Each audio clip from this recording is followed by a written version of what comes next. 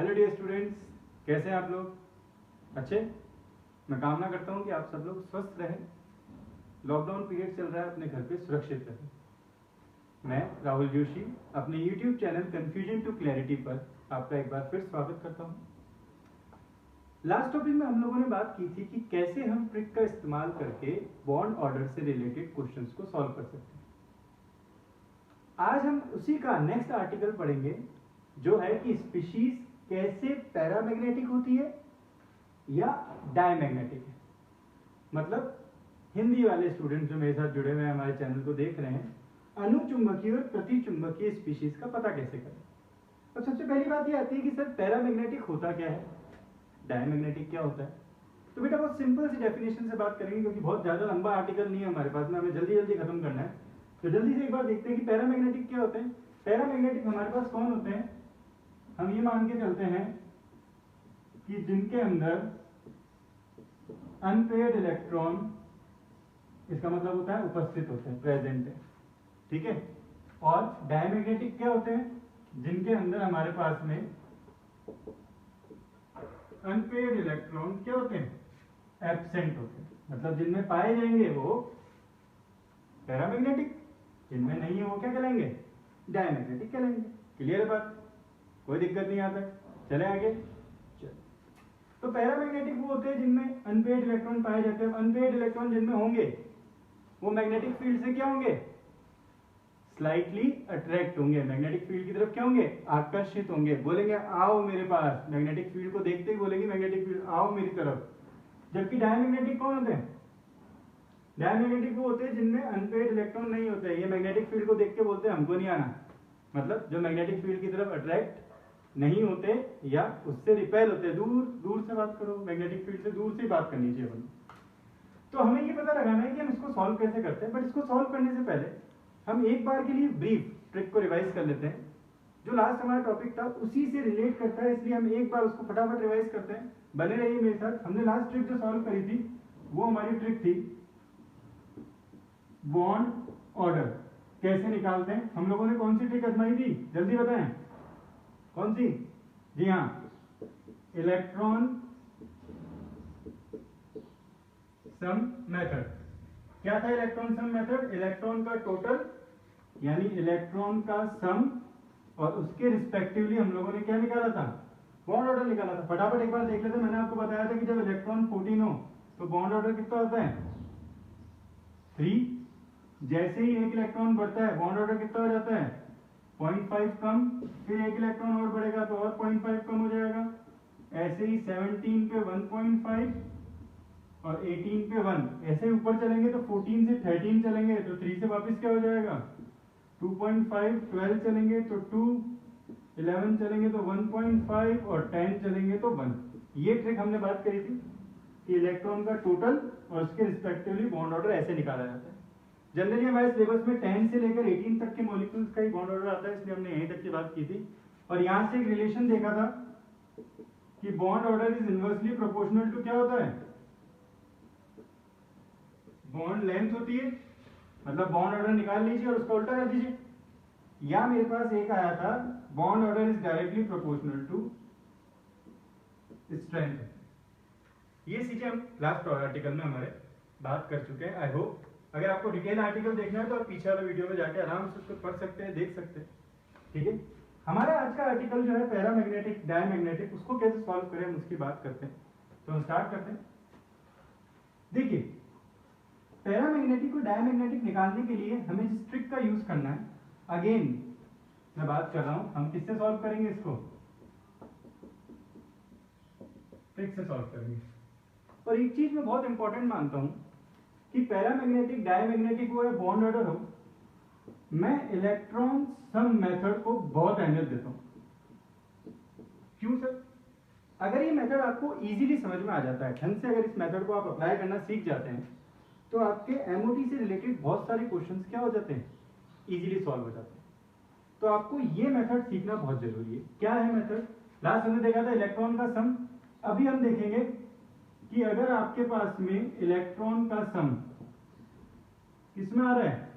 Even number, इसमें आ रहा है बेटा इवन नंबर। इवन नंबर समझते हैं आप लोग? सम संख्या 2 4 6 8 10 12 14 15 14 16, सॉरी 15 गलती से निकल गया। तो इलेक्ट्रॉन का सम अगर इवन आ रहा है तो आपका मॉलिक्यूल या स्पीशीज क्या होगी? डायमैग्नेटिक। बहुत सिंपल सी बात है। अगर इलेक्ट्रॉन सम इवन नंबर आता है, सम आता है इलेक्ट्रॉन का योग, तो स्पीशीज क्या होगी? डायमैग्नेटिक। और अगर आपके इलेक्ट्रॉन का सम ऑड आ रहा है, विषम आ रहा है 1 3 5 7 9, तो आपकी स्पीशीज क्या होगी? पैरामैग्नेटिक होगी। बस इतना ही है, कोई ज्यादा लोड नहीं। फटाफट ये 2 लाइनें आपको क्या करनी है? ध्यान रखनी है और आपका क्वेश्चन सॉल्व। सर इतनी ट्रिक थी क्या? जी हाँ, इतनी ही ट्रिक है। मतलब सर इतना सा याद रखिए कि इलेक्ट्रॉन का सम अगर इवन है तो डायमैग्नेटिक और ऑड है तो पैरामैग्नेटिक। लेकिन अप्लाई तो करना सिखाओ। तो देखिए अप्लाई कैसे करते हैं। मैं आपसे बात करता हूं, जैसे कि मुझे बताइए N2 क्या है। अगर मैं इसको MOT के पर्पज से सॉल्व करूं, MOT मेथड से सॉल्व करूं, तो इसके ब्लॉक डायग्राम बनाना पड़ेगा मुझे, फिर एंटी बॉन्डिंग साइड से इलेक्ट्रॉन्स निकालने पड़ेंगे, काफी लंबा प्रोसीजर हो जाता है। अगर मैं इस ट्रिक का इस्तेमाल करूं तो देखिए मैंने क्या बोला, इलेक्ट्रॉन खत्म। नाइट्रोजन में कितने इलेक्ट्रॉन होते हैं बेटा? 7 + 7 टोटल कितने हुए? 14। सही है। 14 इवन होता है ऑड? इवन। क्या होगा? डायमैग्नेटिक। खत्म क्वेश्चन। सॉल्व करने की इसकी कोई जरूरत नहीं है कि आप क्वेश्चन को लेंथ से सॉल्व करें, फटाफट सॉल्व कीजिए। जैसे कि दूसरा देखिए, अगर मैं बात करता हूँ C2, फटाफट बोलिएगा मुझे। 6 + 6 क्या हो जाएगा? 12। 12 क्या है? Even number. इवन है तो डायमैग्नेटिक। एक और लेते हैं, जैसे कि N2 पॉजिटिव। 7 + 7 प्लस का मतलब क्या होता है? उतने इलेक्ट्रॉन माइनस कर दीजिए, तो -1 कितने हुए? 13। 13 क्या है? ऑड नंबर है। ऑड है तो क्या होगा? पैरामैग्नेटिक। कोई शक? कोई परेशानी? अरे हाँ ना तो बोलो यार। चलिए, तो यहां से अगर अपन देखें तो ये वाले क्वेश्चंस की जो कैटेगरी है सिंपल है। अगर आपके पास में इलेक्ट्रॉन का सम इवन आ रहा है तो डायमैग्नेटिक, ऑड आ रहा है तो पैरामैग्नेटिक, अप्लाई कर सकते हैं। लेकिन एक चीज है इसमें, एक चीज क्या है? ध्यान। राहुल सर के लैंग्वेज में क्या कहलाता है वो? ध्यान। ट्रिक में भी स्पेशल पॉइंट। आई होप ये नोट कर लिया होगा आप लोगों ने। दिख रहा है सब लोगों को साफ दिख रहा है? चलिए आगे बढ़ते हैं हम लोग। स्पेशल पॉइंट क्या है हमारे पास में? ट्रिक में भी स्पेशल पॉइंट होते हैं। देखिए क्या है,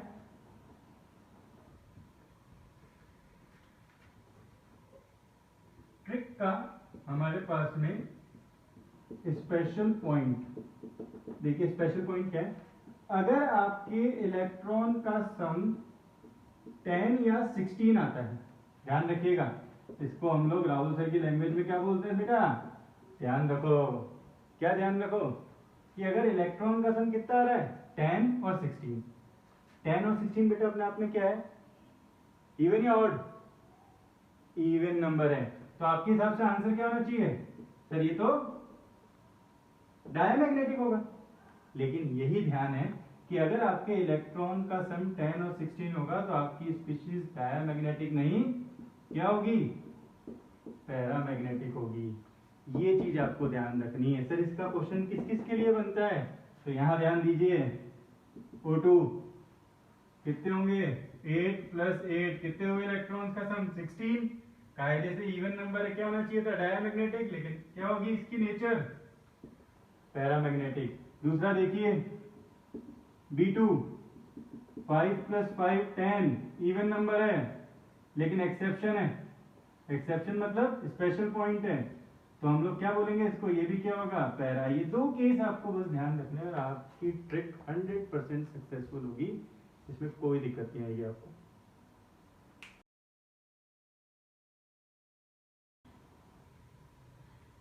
चलिए, तो हमें क्या याद रखना है? अगर आपके ट्रिक की बात कर रहा हूं मैं, एक बार वापस से फटाफट ब्रीफ कर लेते हैं। अगर आपके ट्रिक में इलेक्ट्रॉन का सम क्या आ रहा है? इवन नंबर आ रहा है, तो नेचर क्या होगा स्पीशीज का? डायमैग्नेटिक। और ऑड आ रहा है तो नेचर क्या होगा?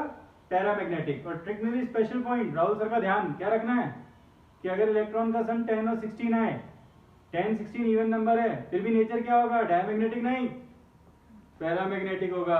चलिए फटाफट हम इसको क्या करते हैं? कंपेयर करते हैं, टेबल बनाते हैं और टॉपिक को फिनिश करते हैं। एक जगह हम देख लेते हैं N2 positive, N2 negative, O2 mono negative, O2 die negative, O2 positive and C2 and B2।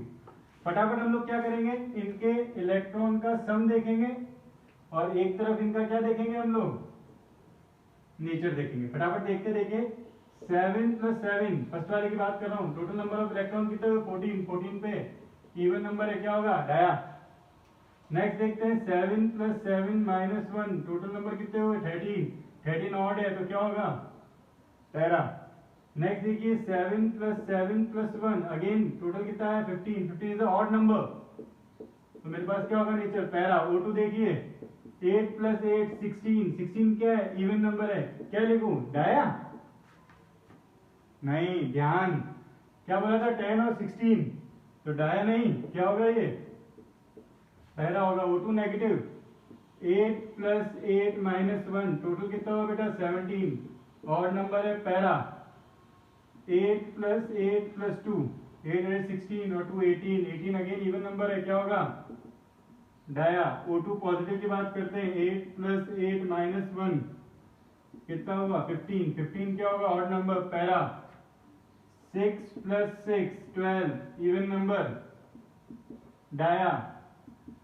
5 + 5 10 even number dia, नहीं ध्यान, क्या होगा पैरा होगा। तो इस तरीके से आप कंपेयर कर सकते हैं किसी भी स्पीशीज के इलेक्ट्रॉन सम का टोटल करके उसका नेचर बता सकते हैं हम लोग। ये था हमारा आज का टॉपिक, छोटा आर्टिकल था लेकिन इससे रिलेट करते हुए क्वेश्चंस काफी आते हैं। हम धीरे धीरे कोशिश कर रहे हैं कि आप लोगों के लिए नए टॉपिक लेके आते रहें, इन टॉपिक्स को पढ़कर आप ज्यादा से ज्यादा क्वेश्चंस को अटेंड कर पाए। लास्ट टॉपिक पर भी हम लोगों के पास में काफी रिव्यूज आए हैं बच्चों के। अगर आपको इस टॉपिक से रिलेटेड किसी भी तरह की कोई भी दिक्कत है तो आप मुझे पर्सनली मैसेज कर सकते हैं या कमेंट करके मुझे बता सकते हैं कि और कौन से टॉपिक्स है जिनकी रिक्वायरमेंट आपको है। हम उस अकॉर्डिंग भी आपके लिए वीडियोस प्रिपेयर करेंगे। अगर आपको वीडियो अच्छा लगा हो तो प्लीज लाइक कीजिए, सब्सक्राइब कीजिए। Thank you so much. Stay home, stay safe, stay updated.